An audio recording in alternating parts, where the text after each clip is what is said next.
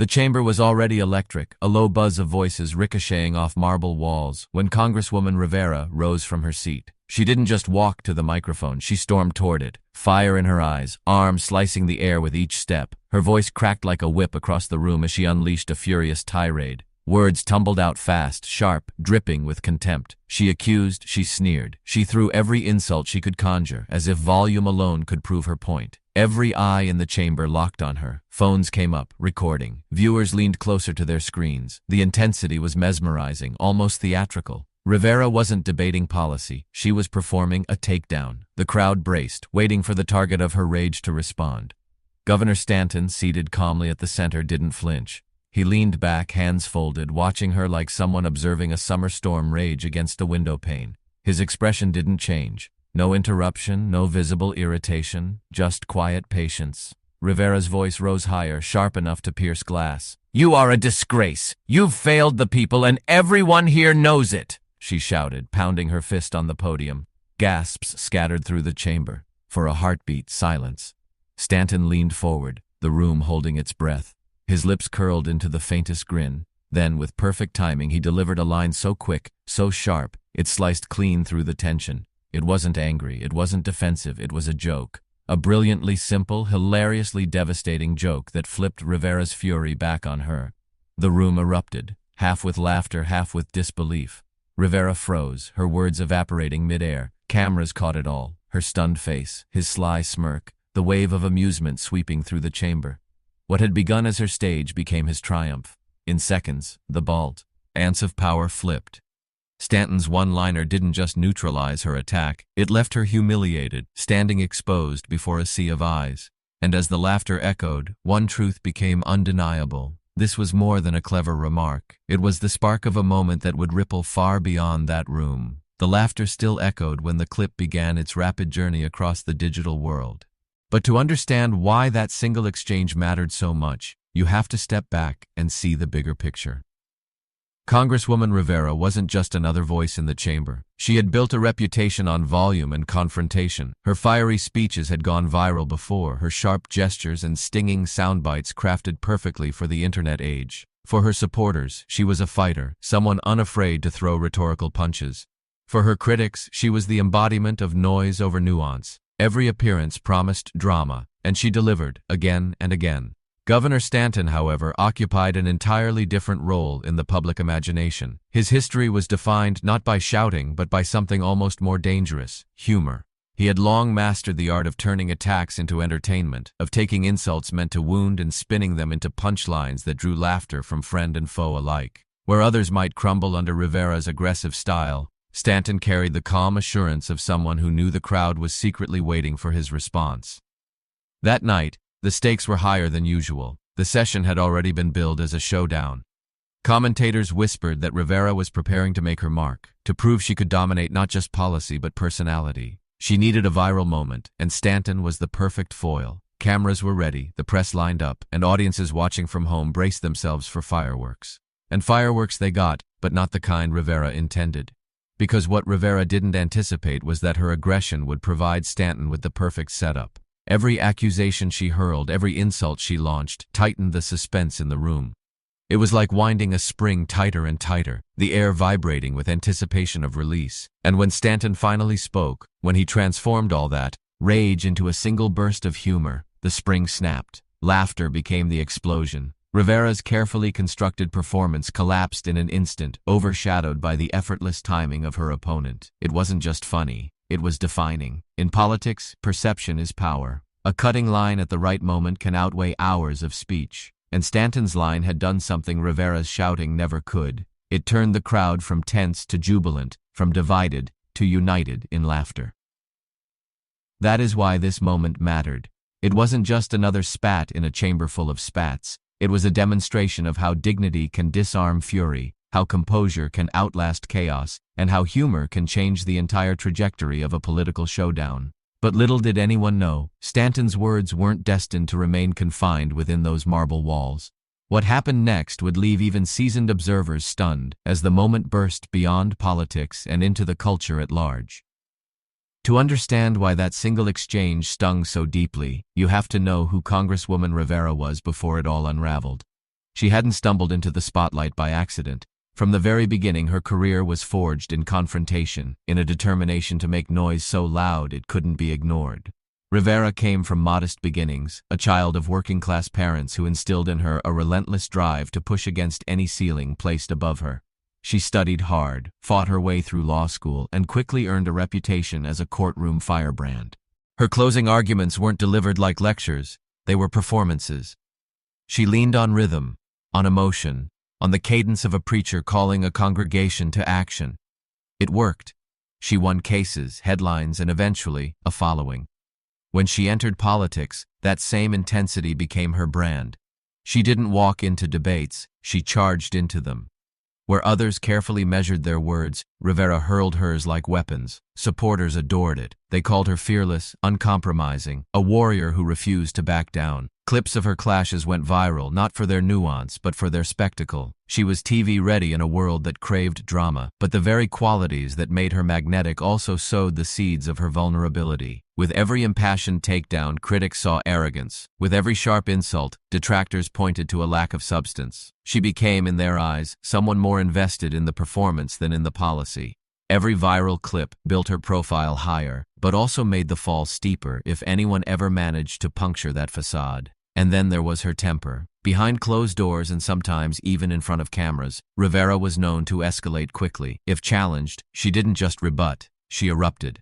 What was a gift in the courtroom often became a liability in politics, where perception is as critical as truth. By the time she stood across from Governor Stanton that evening, her reputation preceded her. She had the crowd's attention before she even opened her mouth. People expected fire, fury, and theater, and she delivered, her voice rising with every accusation, her hand slicing through the air as though sheer force could bend reality to her will. Yet in that moment, as much as the spectacle impressed her allies, it also confirmed what her critics had always whispered, that Rivera thrived on confrontation for its own sake, in that she mistook volume for persuasion, and that she was more concerned with crafting a viral clip than with building a careful case. And therein lay the trap she didn't see. Because the louder she became, the more oxygen she poured into Stanton's calm. The more aggressive her performance, the more the audience leaned forward, wondering, waiting, for how he would respond. She wasn't just attacking him, she was building the stage for his reply. That night her strengths became her weaknesses. Her energy, once unstoppable, became reckless. Her rhetoric, once magnetic, became overbearing. Her style, once applauded, became predictable. Her momentum seemed unshakable, her voice echoing through the chamber with unchallenged dominance. But momentum can be deceptive. Beneath the noise, a silence was forming, an expectant hush, coiled and ready. Her energy seemed unstoppable, until she ran into someone who mastered turning attacks into comedy. Long before that chamber erupted in laughter, Governor Stanton had already built a reputation as someone who thrived under pressure. His career wasn't just about policy or governance. It was about presence, about the way he handled conflict with a mix of charm, wit, and unshakable confidence. To understand why Rivera's eruption became his moment, you have to trace the arc of how he learned to turn hostility into theater, and theater into victory. Stanton's early years were marked by constant tests of resilience. Growing up in a working-class household, he learned quickly that words carried weight. His father worked long shifts, his mother balanced multiple jobs, and dinner conversations often revolved around stories of survival and humor in the face of hardship. Jokes weren't a luxury, they were lifelines. They turned exhaustion into relief, struggle into shared laughter. It was in that environment that Stanton discovered the power of timing, how a single clever remark could change the mood of an entire room. When he entered the world of business, that instinct became his trademark. Competitors underestimated him, expecting stiff boardroom arguments, but instead they encountered quick one-liners that disarmed tension and revealed flaws in their logic without a hint of bitterness. His humor wasn't just about being funny, it was strategic, a way to command attention while sidestepping hostility. People remembered him not for dry statistics, but for the way he could puncture arrogance with a grin. By the time Stanton entered politics, his reputation preceded him. He wasn't the loudest voice in the room, but he was the one people waited for. Opponents hurled attacks, analysts predicted his collapse, but time after time he responded with lines that became sound bites, replayed endlessly across networks and social feeds. Clips of him mocking an insult with a single quip often overshadowed entire debates. Where others bristled, he smirked. Where others stumbled, he joked. And every time his audience leaned close, Ozier, enjoying the performance as much as the politics. It wasn't just strategy, it was authenticity. Stanton never seemed rattled because, deep down, he wasn't. He understood that outrage burns hot and fast, but humor lingers. A joke could travel farther than a speech, stick in memory longer than a policy paper, and reach people who would otherwise never listen. That awareness made him dangerous to opponents who relied on intimidation. Rivera's style, built on fire and fury, was exactly the kind of aggression Stanton had trained his entire life to dismantle. He didn't need to match her volume. He only needed to wait, let her build the stage with her passion, and then step onto it at the perfect moment with a single remark that would erase everything that came before. What set Stanton apart wasn't cruelty but precision. His comebacks weren't designed to destroy an opponent personally. They were designed to expose the hollowness of their performance. He had a way of letting the air out of a balloon without ever raising his voice. Crowds didn't just cheer, they laughed, and laughter is contagious. It united people across divides, even those who might not agree with him on policy, but admired the way he carried himself under fire. By the time of the showdown with Rivera, Stanton had a catalog of legendary moments behind him. He had faced seasoned debaters, sharp-tongued journalists, and rival candidates with nothing to lose. Each time he came out not just intact but elevated. He had learned the rhythm of confrontation, let the storm rage, absorb the fury, then turn the release into something unforgettable. That night, as Rivera launched into her tirade, Stanton recognized the pattern immediately. He didn't interrupt, didn't rise to her volume. He sat, almost relaxed, allowing the storm to swirl around him.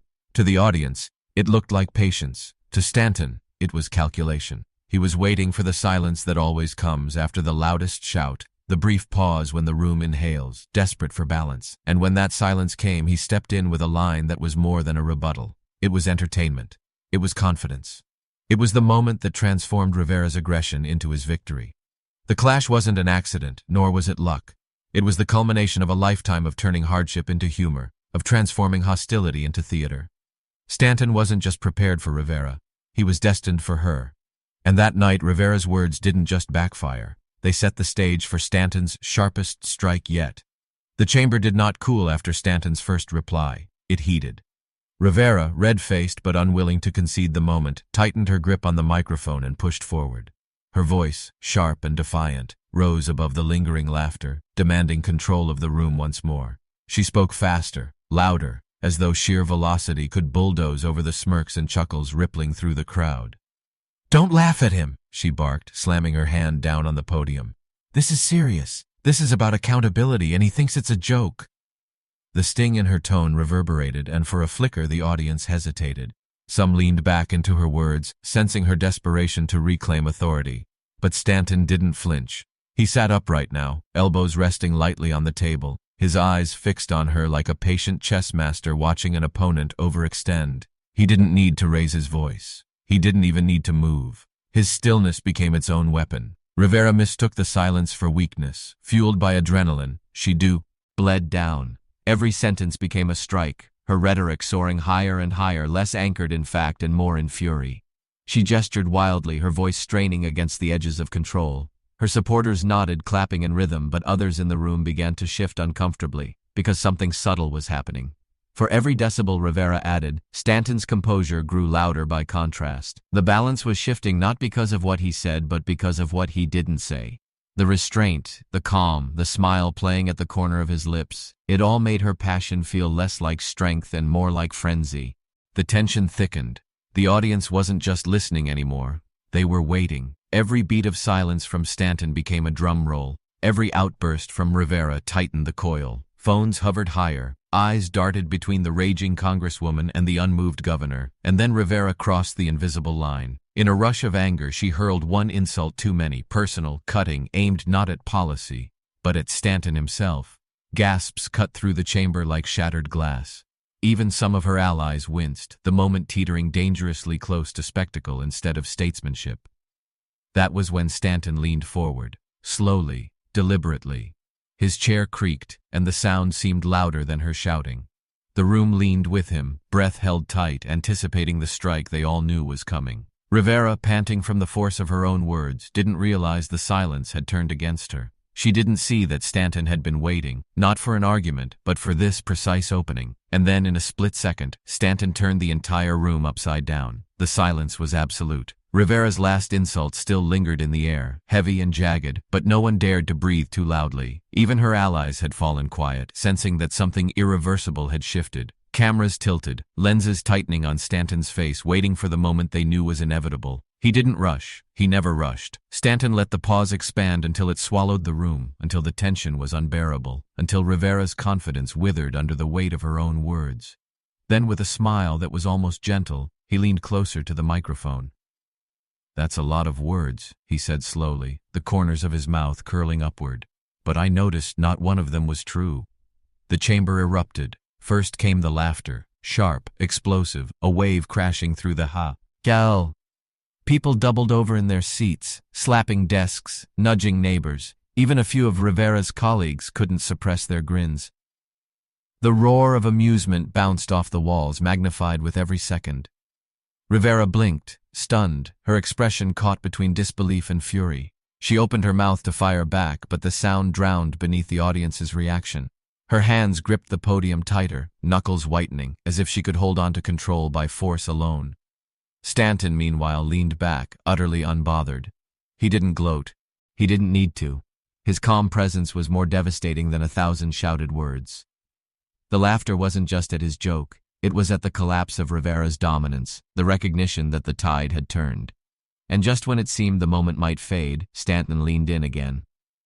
"You know," he added, lowering his voice like he was sharing a secret, "I've faced tougher arguments from my 6-year-old nephew. At least he makes me laugh on purpose." The chamber exploded again, louder this time, laughter mixing with gasps. Phones lit up, capturing every second, already sending clips into the endless stream of social feeds. The sound wasn't just amusement, it was catharsis. Weeks of tension, accusations, and political theater boiled over into one collective outburst.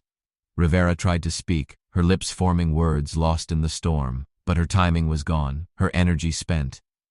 No matter what she said next, the audience wouldn't hear her. They were still reliving Stanton's punchlines, replaying them in their heads, savoring them like a melody stuck on repeat. Every camera focused not on Rivera, but on Stanton. The image of him sitting back, smiling faintly, basking in the aftermath of his own precision strike, became the defining visual of the night. His posture said everything. "I'm in control, I'm not rattled, and no amount of shouting can change that." The brilliance wasn't just in what Stanton said, it was in how he said it. He didn't match Rivera's fury. He didn't descend into insult for insult. Instead, he redirected the room's energy with humor, exposing the emptiness of her tirade without breaking a sweat. It was effortless, and that effortlessness was the true humiliation. Commentators would later call it a masterclass in timing. They'd say it was like watching a comedian dismantle a heckler, except the stage was political, and the stakes were national, and they'd be raw. Stanton hadn't just won an argument. He'd created a moment, one destined to live far beyond that chamber. For Rivera, the defeat was more than rhetorical. She had built her brand on confrontation, on the idea that volume equaled power. But Stanton revealed the flaw in that formula. Power wasn't in shouting the loudest. It was in knowing when to speak softly, when to land a single line that could silence an opponent more effectively than any barrage of words. The crowd was still buzzing when Rivera finally managed to regain the microphone, but the spell had broken. Her words sounded tinny, hollow, after the thunderclap of Stanton's remarks. Every syllable she spoke seemed like an afterthought, drowned beneath the echo of laughter that had already rewritten the narrative. For the audience watching live, it was unforgettable. For those online, it was instant virality. Within minutes, clips circulated with captions, "The takedown of the year."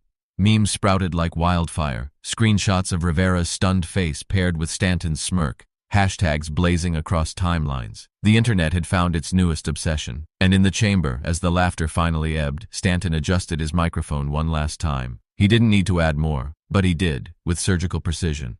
"Now," he said smoothly, "shall we get back to something useful?" It was the final twist of the knife, subtle yet devastating.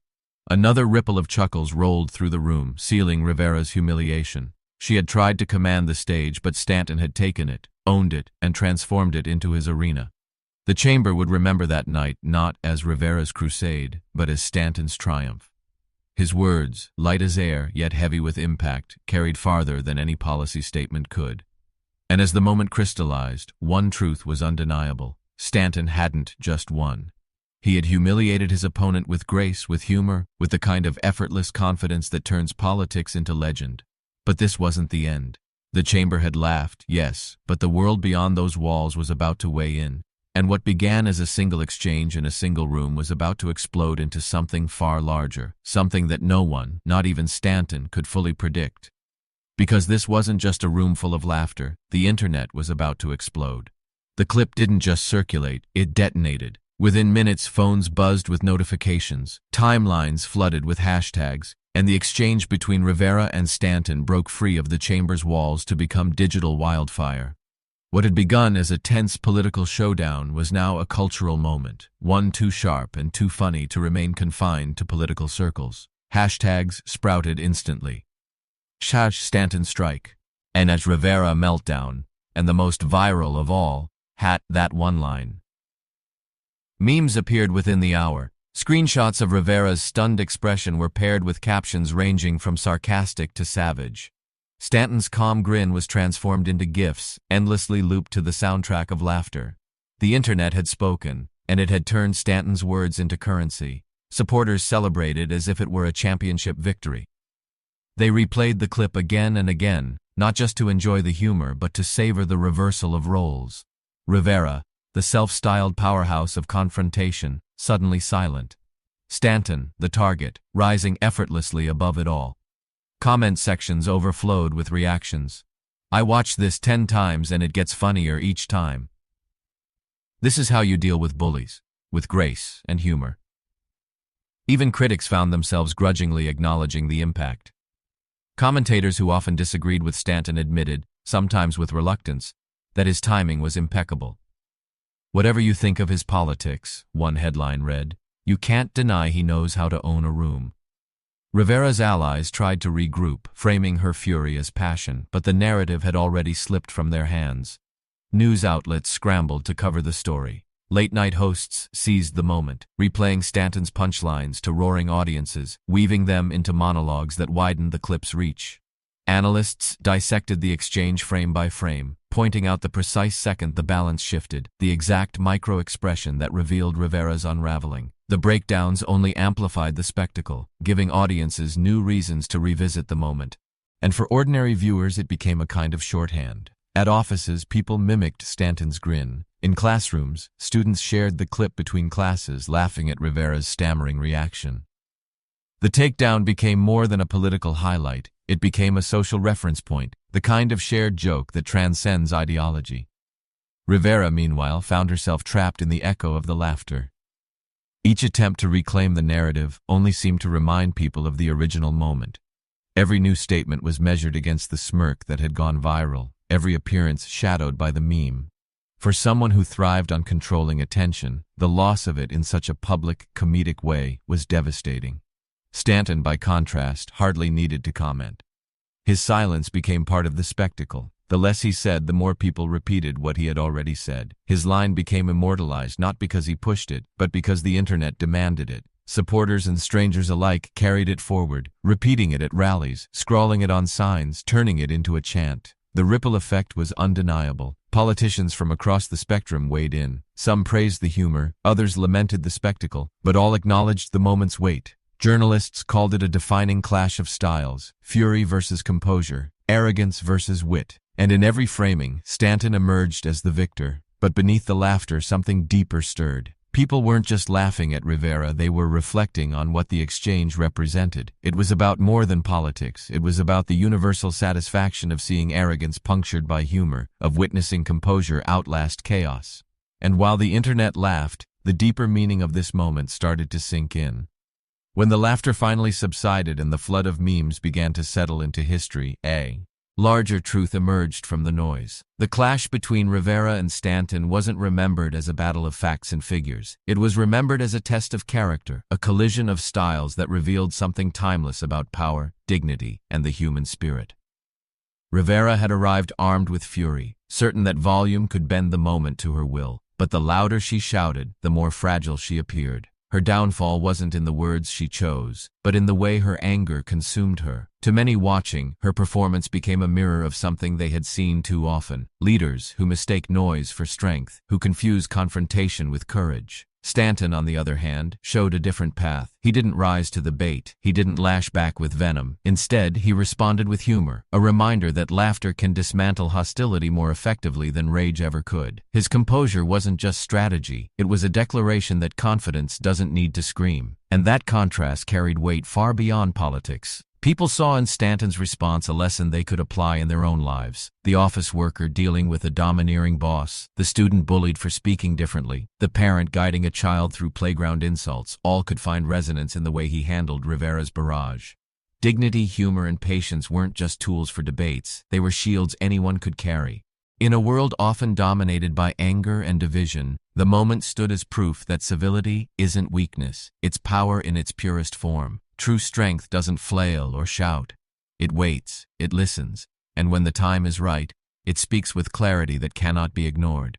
That was why the clip resonated across communities, for immigrants who had been dismissed, for workers who felt unseen, for people of all backgrounds tired of arrogance. Stanton's calm response validated something essential, that you don't have to lose yourself to win. You don't have to sacrifice dignity to earn respect. Humor, kindness, and confidence can carry farther than anger ever will. The chamber may have been the stage, but the message was universal. Every replay of Stanton's line became a reminder that arrogance eventually collapses under its own weight, while dignity endures. And so, when the dust settled, what lingered wasn't just the memory of Rivera's humiliation or Stanton's smirk. What lingered was a moral clarity, that in the clash between rage and composure, it is composure that inspires, it is composure that prevails. This was more than a takedown, it was a testament. A lesson echoing across the country. Dignity is not passive, humor is not trivial, and truth does not need to shout. And as viewers turned off their screens, one thought remained. If a single line could shift the course of a debate, what might happen if more people embraced that same strength of calm conviction? And so we return to the moment that started it all, the chamber erupting in laughter. Rivera left speechless, and Stanton leaning back with the calm confidence of someone who knew he had already won. It wasn't just a debate, it wasn't just politics. It was a reminder that arrogance, no matter how loud, can always be undone by composure, by humor, and by truth. That's why people couldn't stop sharing it. That's why the clip became more than just a viral joke. It became a story people told each other, a shorthand for resilience, a spark of inspiration in a time when so much of our public life feels hostile and exhausting. Because what we witnessed wasn't just Rivera's humiliation. It was a universal lesson. When you're faced with hostility, you don't have to match it. When someone tries to tear you down, you don't have to shout louder. You can smile, you can stay grounded, and you can let dignity do the heavy lifting. That's how arrogance is humbled. That's how truth shines through. If you believe more people need to see moments like this, moments where confidence outshines chaos, where humor disarms hate, then help us spread this story. Share this video, subscribe to the channel, and be part of the community that refuses to let arrogance define our future. Because this wasn't just Stanton versus Rivera, this was dignity versus rage, calm versus chaos, respect versus mockery. And every time we amplify stories like this, we remind the world which side truly wins. The choice is yours. Will you just laugh at the clip or will you carry its message forward?